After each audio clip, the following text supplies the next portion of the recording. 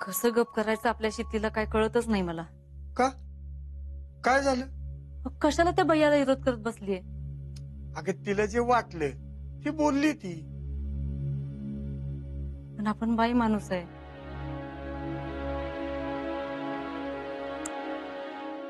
त्यात आता अजिंक्य पण इथं नसतात. मग त्यात काय एवढं? एवढं काय म्हणजे? मला तर बैलाही काळजी वाटते. आधीच भैया, अहो आधीच काय काय झालंय तुम्हाला माहित आहे की. हे बघ, ती काय चुकीचं बोलली का? हा? असं सक्तीनं वर्गणी गोळा करायचं हे चुकीचंच आहे का नाही? पण ती कुठल्या काय कारणासाठी असावं? तुमचं पण की नाही? अहो तुम्हाला कळत कसं नाही?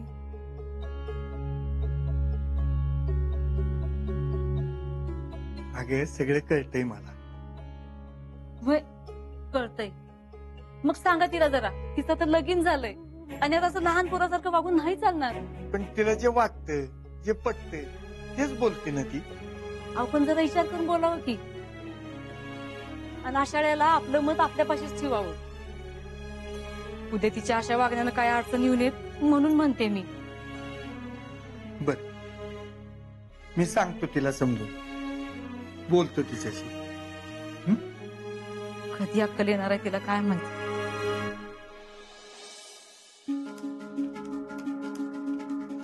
आईला VIP आज पण आम्ही यायच्या आधी ऑफिसला टच. हे म्हणजे ते असं झालं, तुम मुझे वहां ढूंढ रहे हो और मैं तुम्हारा यहाँ इंतजार कर रहा हूं. बरं आलाय खरं, पण बुद्धिबाचा डाव नाही मांडला अजून. आता त्याची काही गरज नाही संचालक साहेब. मी असं काही डाव खेळलाय काही विचारूच नका. आम्हाला आवडली बर का तुमची स्टाईल. नाही म्हणजे काय म्हणताय तुम्ही? अहो आता ते बी आम्हीच सांगायचं का? सांगितल्याशिवाय कसं कळणार ना आम्हाला? अहो संचालक साहेब, तुम्ही जो काही डाव खेळलाय ना त्याला तोड नाही बघा. शीतलच्या विरोधात आता अख्खा गाव उभा राहताना दिसतोय. सगळ्या आधीलाही सपोर्ट नव्हताच तिला गावाचा, पण आता तर सगळेच विरोधात. एवढंच नाही तर राहुल्या बी. हो राहुल्या तर तिच्यावर खार खावले हे ऐकल्यावर आमचा विश्वासच बसाना. ते काय नाही, थांबा आधी आम्हाला तुमच्या पाया पडू द्या. काय का लाजवताय आम्हाला? आजपासून ही जयश्री स्वतःच डोकं चालवणार नाही. इथून पुढे तुम्ही जे जे सांगाल तसंच आम्ही करणार. फक्त ते शितलीची आपल्याला जिरवायची आहे एवढं लक्षात असू द्या. त्या शीतलची तर आम्ही जिरवणारच, आणि नुसती जिरवणार नाही, ज्या गावासमोर तिने आमचा अपमान केलाय ना त्याच गावासमोर नाही तिला येड्यात काढली तर बघा. असा प्लॅन आहे आमच्या डोक्यात. आम्ही आहे तुमच्या सोबत. फक्त आता काय करायचंय ते आम्हाला सांगा. अहो ते सांगतो नंतर, आधी आज काय झालं ती तर ऐका. सांगा की. तर त्याचं झालं असं, आम्ही विक्रमच्या घरी गेलो होतो. डबा द्यायचं ठरवलं मावशींना. तिकडे तुमच्या बाईसाहेब पण आल्या होत्या. मावशींना आत नेऊन काहीतरी बोलले, त्या बाहेरून आम्हाला बोलणार, तेवढं आम्ही उलटी बोंब मारली. म्हणलं ह्यानेच तुम्हाला सांगितलं ना ह्यांचा डबा घेऊ नका, ह्याव त्याव. आम्ही गोळी मारली आणि लागली की बरोबर फुलतन तरली होती त्यांची. मग आम्ही तिथनं निघालो. बाहेर ती माग माग आली, आम्हाला म्हणली अय थांब. आम्ही थांबलो. आमच्या जवळ आली, आम्हाला म्हणली काय तुझ्या डोक्यात सांग. मग काय आम्ही अख्खा प्लॅन सांगून टाकला डायरेक्ट. हा, म्हणलं वर्गणी गोळा करणार, त्याचे पैसे आमचेच, मावशीला डबा देणार, तिचा ट्रस्ट घेणार, विक्रमच्या नावाने सुद्धा एक ट्रस्ट उभी करणार, मग मावशीला मिळालेले पैसे त्या ट्रस्ट मध्ये जमा करायला लावणार. म्हणजे ते पैसे सुद्धा आमचेच. मग काय काय बोलावं कळना. राग आला आम्हाला. अशी टुचके वाजवत म्हणली मी हे होऊ देणार नाही. म्हटलं बघू कशी होऊ देत नाही. आणि मग कुठलं काय जागचे आलं ना. तिला म्हणलं आजपासून आपल्या दोघांमध्ये रेस सुरू, बघू कोण जिंकते. तिला चॅलेंज ठोकून त्याच्या आईला काय झालं? वा वा वा संचालक साहेब, मानलं तुम्हाला. खरं? अहो डायरेक्ट प्लॅनच सांगून टाकलं की तुम्ही सगळा. अहो यालाच तर म्हणायचं डेअरिंग. आवडलं ना तुम्हाला आमचं प्लॅनिंग? आवडलं ना? परत आमच्या खुर्चीवर बसा बसा बसा. हो, आम्हाला वाटलं व्हीआयपी म्हणतील. कशाला सांगितलं प्लॅन? नाही नाही, कधी काय सांगायचं हे बी कळायला पाहिजे. त्यालाच तर म्हणतात राजकारणी. आहे का नाही आम्ही राजकारणी? तुम्ही तर रेस खेळायच्या आधीच जिंकलात की. खरंच प्लॅन लईच आवडलाय मला. तुमच्याकडनं टिप्स घ्यायला पाहिजे ना आता.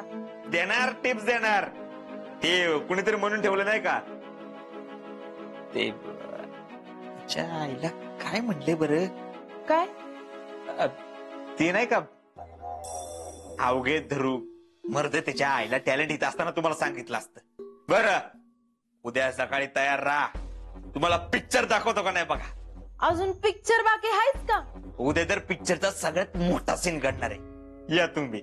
नुसतं पिक्चर बघायला नको, आम्हाला एखादा रोल बी देतात. देणार, 100% तुम्हाला मोठा रोल देणार. पण मी सांगल तसंच करायचं. तुमच्या शब्दा पलीकडे नाही मी. ठरलं तर मग उद्या सगळ्या गावासमोर शीतलला नाही येड्यात काढली तर बघाच.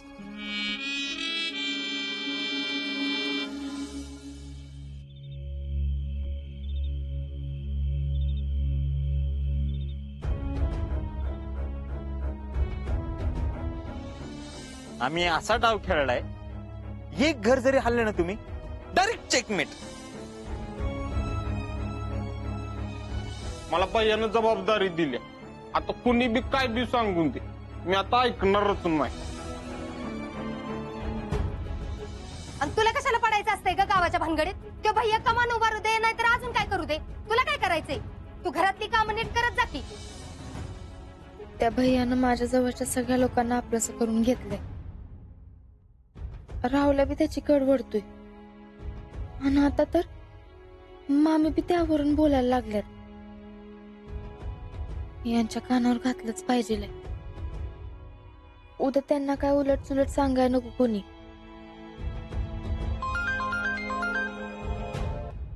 हॅलो, सौ शीतल अजिंक्य शिंदे बोलताय का? मीच बोलते. आपण कोण बोलताय? मी तुमचा हितचिंतक बोलतोय. तुम्हाला एक खूप महत्वाची गोष्ट सांगायची होती.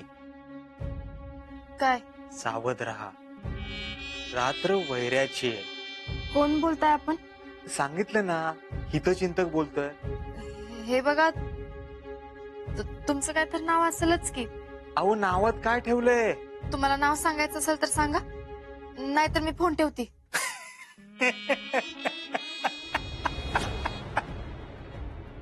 काय मिसेस फौजी, आता आमचा आवाज पण ओळखत नाही वय तुम्ही?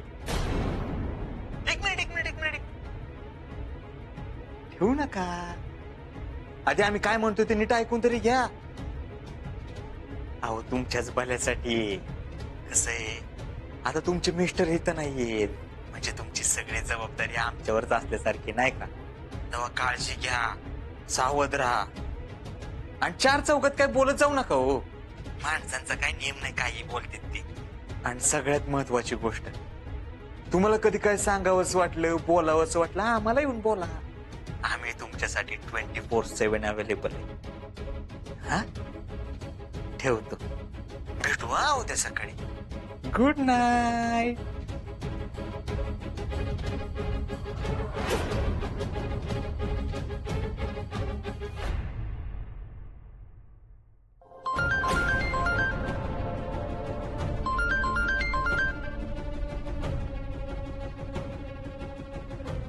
सॉरी हा शीतल, ते स्वीट ड्रीम्स म्हणायचं राहून गेलं. Good night, sweet dreams, bye.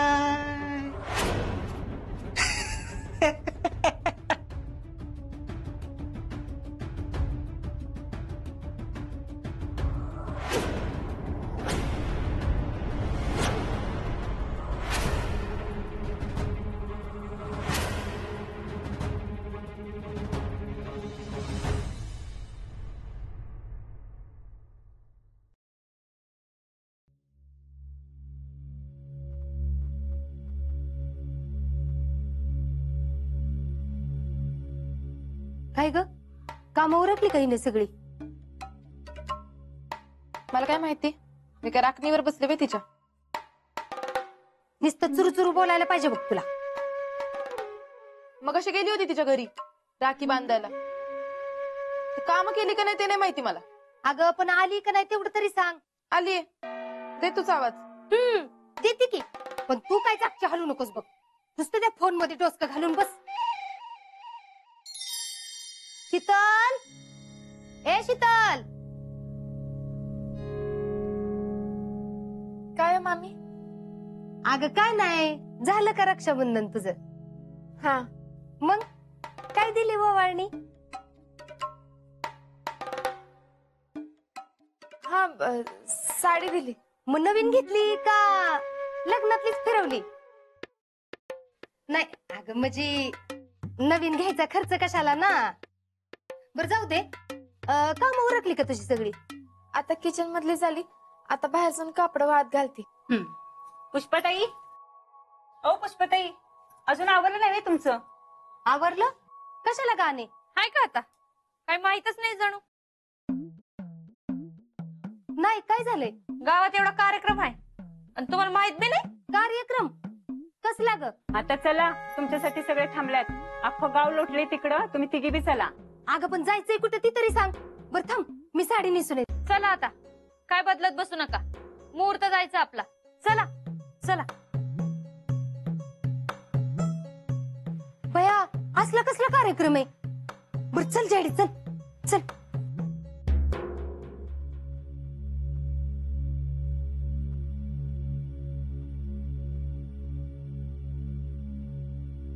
मंडळी, सगळ्यात आधी मी सर्व चांदवडीकर ग्रामस्थांचं हार्दिक स्वागत करतो. आज आपल्या सगळ्यांसाठी खूप महत्वाचा दिवस आहे. आपल्या गावचा सुपुत्र, आपल्या सगळ्यांचा लाडका शहीद जवान विक्रम राऊत यांच्या नावानं कमान उभी करायचं आपण सर्वांनी ठरवलं होतं.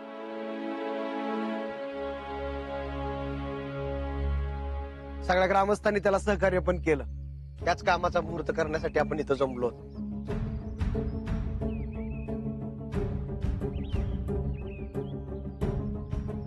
खर तर ही आयडिया ज्यांच्या डोक्यात नाही आली ते आपल्या गावचे उगवते नेतृत्व भैयासाहेब देशमुख यांना मी विनंती करतो या प्रसंगी 4 शब्द बोलावेत.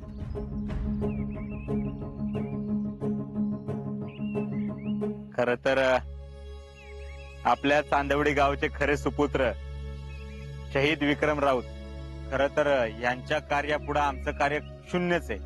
नाही, खरंच शून्य. म्हणजे आम्ही आपल्या हितल्या इथं गावात राहून गावचा विकास कसा करता येईल हे बघणार आहे. पण विक्रम देशाच्या सेवेसाठी सीमेवर गेला आणि तिथं धारातीर्थी पडला आणि आपल्या चांदवडी गावाचं नाव त्याने देशभरात पोहोचवलं. आपण त्याच्यासाठी इथं या ठिकाणी कमान बांधतोय हे काहीच नाहीये. आपण कायम त्याच्या ऋणात राहू. आज या ठिकाणी आम्हाला असं वाटतं की आपल्याला जे जे शक्य होईल ते आपण केलं पाहिजे.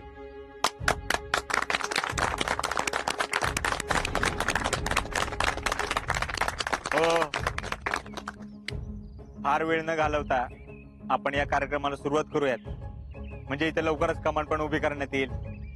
तर मला असं वाटतं की आपल्या गावातले जे ज्येष्ठ नागरिक आहेत त्यांनी पुढे येऊन हे काम हातात घ्यावं. म्हणजे आकाराम तात्या असतील, बापू असतील किंवा गुरुजी असतील, यांनी पुढील कार्यक्रमाची सूत्र हातात घ्यावीत असं आम्हाला वाटतं. भैया मी काय म्हणतो, आता एवढं सगळं नियोजन तुम्ही केलं, एवढी मेहनत तुम्ही घेताय, भूमिपूजन पण तुम्हीच करेल आहे का नाही? गोट्या, अरे तो आमचा मान नाहीये रे. होय भैया, बरोबर आहे त्याचं. तुम्हीच करा की, तसा बी आज गाव तुमच्यामुळे जमलाय आहे का नाही गुरुजी? हा भैया, तुमच्या हस्तेच होऊ द्या. ठीक आहे भैया, तुम्हीच करा. हो, मी कसं भैया साहेब म्हणतात ना सगळी तर मारा कुदर. आता तुम्ही म्हणताय सगळी तर ठीक आहे. हा? चला गुरुजी.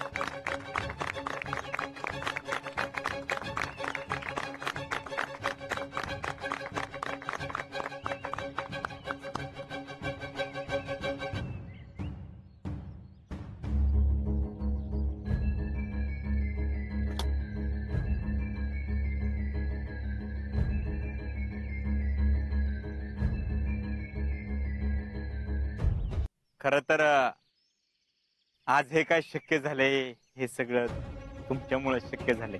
म्हणजे पावर आहे आपल्या सगळ्यांमध्ये. म्हणजे बघा ना, आमच्या डोक्यात कल्पना येते काय, त्यात तुम्ही सपोर्ट करता काय, आणि आज भूमिपूजन पण होतं काय. हे सगळं शक्य झालं तुमच्यामुळं, तुम्ही दिलेल्या वर्गणीमुळं. हा, पण काही जणांनी वर्गणी दिली नाही, त्यांना शंका होती ना. तर आता हे सगळं तुमच्याच डोळ्यासमोर चाललंय, त्यांनी आता तरी वर्गणी द्यायला पाहिजे का नाही? ए गोटे, काही काय बोलतो रे. आता ज्यांना वर्गणी द्यायची होती त्यांनी दिली, झालं तर मग. हा, असं सक्तीनं वर्गणी नाही मागायची कुणाला.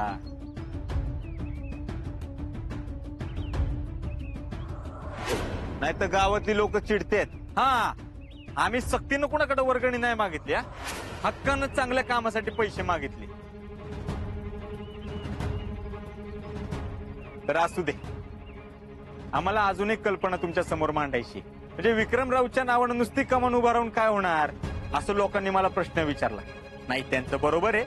तर विक्रमरावच्या नावानं आम्ही गावामध्ये एक संस्था उभी करायची असं ठरवले, आणि त्यानुसार काम पण ऑलरेडी चालू केलेले. आणि या संस्थेच्या मार्फत आपल्या गावामध्ये सामाजिक, सांस्कृतिक, शैक्षणिक, एज्युकेशनल असे प्रोग्राम राबवण्यात येतील. आणि गावचा विकास आम्ही या संस्थेच्या मार्फत करण्याचा विचार करत होतो. आणि आमचा असा विचार होता की कमानीचं काम पूर्ण झाल्यानंतर उरलेल्या पैशातून संस्थेचं काम हाती घ्यायचं. पण आता कमानीलाच पैसे कमी पडतात, तर कुणाला असं वाटलं की आपण मदत करावी तर बिंदास करू शकता. कारण जे चाललंय ते शेवटी आपल्या गावासाठीच चालले.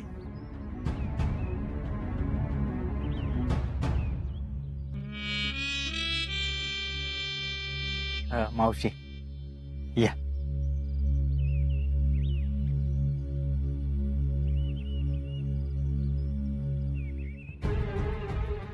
या सगळ्या कामामध्ये आपल्याला मावशींनी कायमच सपोर्ट केलाय. म्हणजे सदैव त्या आपल्या पाठीशी आहेत. तर आई, आम्हाला तुम्हाला असं म्हणायचंय, म्हणजे तुम्हाला जरी वाटलं ना मदत करावी तर बिनधास्त करा. अरे लेकरा, माझ्या पोराच्या नावानं कमान उभी करतोय, त्याच्या नावानं संस्था स्थापन करायची म्हणतोय. अरे काय म्हणून मी भरून पावले रे. आता मला अजून काय पाहिजे? आणि तुला सांगू का, मला मिळणारा जो पैसा आहे ना, त्या पैशातून जर माझ्या पोराच्या नावाने जर चांगलं काही घडणार असेल ना, तो सगळा पैसा तू घे.